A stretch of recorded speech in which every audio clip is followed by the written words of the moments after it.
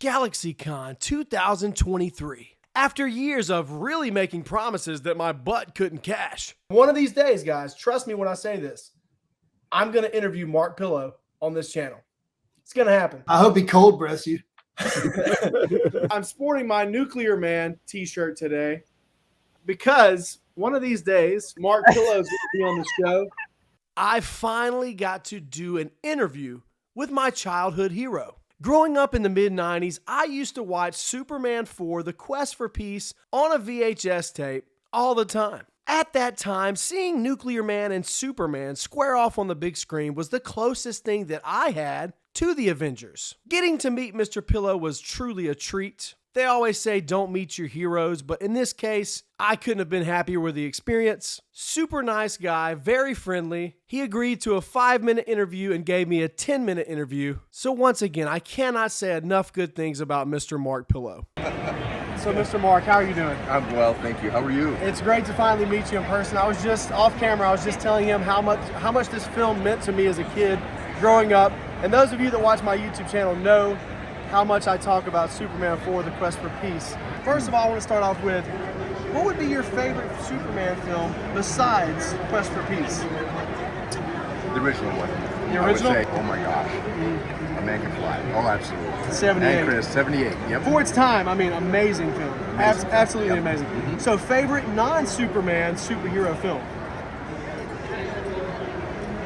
Original Batman, can we put that in there? Sure. With Batman, Michael Keaton? Oh yeah, my gosh. 89. I say, yep, absolutely. Another film that was absolutely phenomenal.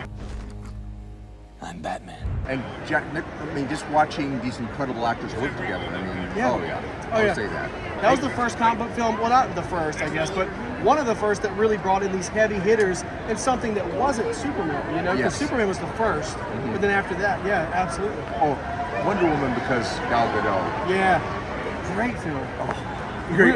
Really and a underrated beautiful film. woman, oh my goodness. What do you think of the current state of the superhero films and shows? Are they starting to become oversaturated? Because we're really starting to get a lot right now. I mean, back in the 80s, we only got, what, one superhero film maybe every 3 to 5 years? Now it's literally, what, 5, 6 films every year, 2 shows every year. What do you think about that? Well, I'm at the point now that I don't even see the new ones anymore because I'm kind of, not that they're not interesting, but there's a certain point you think it's a bit of a saturation. But if that's what the audience wants, because that's what we're doing, we're making films for audiences. Yep. So, If Nuclear Man was brought back to the big screen, right. who would you like to see play him? Jason Momoa, maybe? Jason Momoa would be a great choice. The Rock. The Rock would be The Rock would be good. Yeah. And he would make me look bad because he's so much bigger than I am.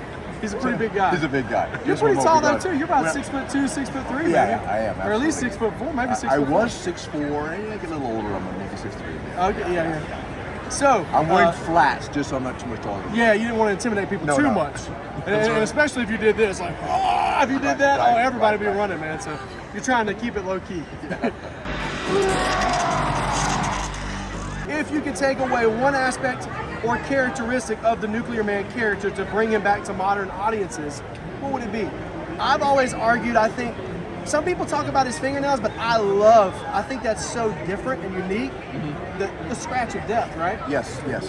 But if you took away his weakness to no sunlight, if you took away that one weakness, I think that it would be a very unstoppable character. Yeah, because there would be nothing to stop it. Nothing. Yeah. I mean, that's the only time I took a break was when I was sitting there in the darkness. Yep, in the elevator. Yeah, exactly.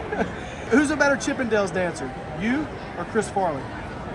Oh, Chris Farley.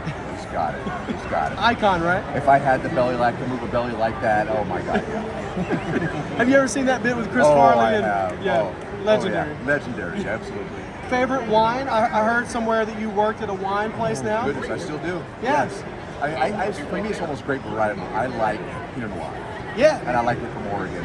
And the rest, I mean, the world's got, every part of the world's got something interesting from it. It's all wonderful. It's hard to pick one, right? It's hard to pick one. Yeah. It really is. It's almost like, what am I having for dinner tonight? Or Yeah. who's the audience? Who's the crowd? What's the food? Yeah. Very true, yeah.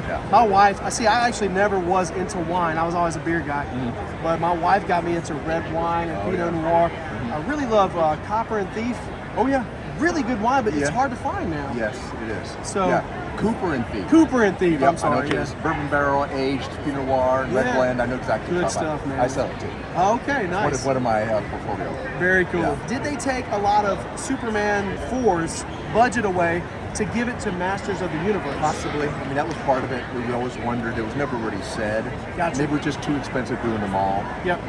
But that was a shock. Yeah. And I didn't know about that during filming.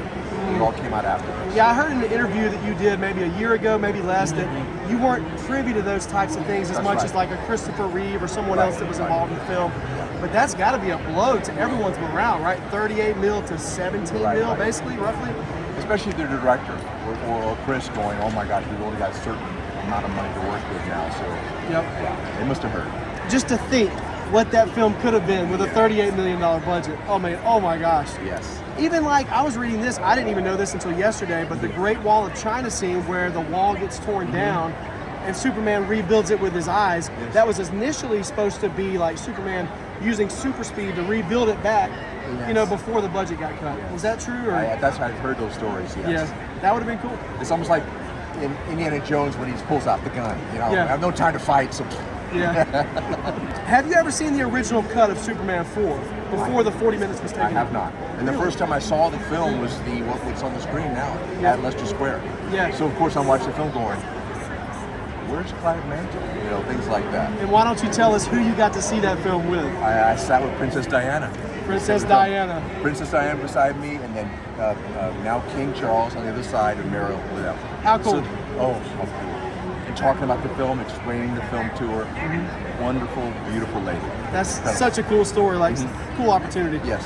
Does Nuclear Man have the power to reverse time? Because in the film, there were cops coming in, they were coming to try to foil Nuclear Man, and he just put his hand out. Those cops went backwards, got back in their cop cars, and reversed out of there. I think it speaks for itself then. Yes, he can. Confirmed right here, guys. Comic Book Cinema, confirmed. Nuclear Man has the ability to reverse time. Right. Mr. Mark Pillow, I want to say thank you so much for the childhood memories and for this interview, for everything that you've done for the comic book movie world. Thank you so much. You're so very welcome. Thank you, everybody. Until next time, have a good one, guys. Thanks for taking the time to watch this video. If you haven't already, make sure you like, share, and subscribe. Check us out on the other socials. We have an Instagram, we have a TikTok, we have a Patreon. You can also find us in podcast format on Spotify, iTunes, just to name a few. Thanks for watching, and until next time, have a good one.